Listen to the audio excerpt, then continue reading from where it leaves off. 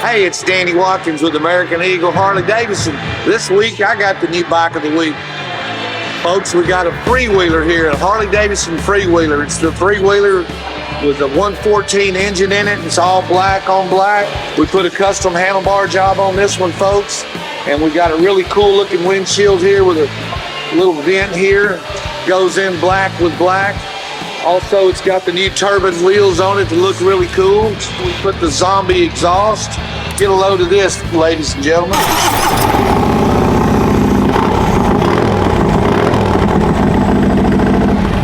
Also, we got all kind of specials going this week. We got 0 down, 1.99 rates as low as that.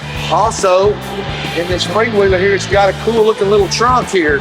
And when you open it up, you got plenty of space.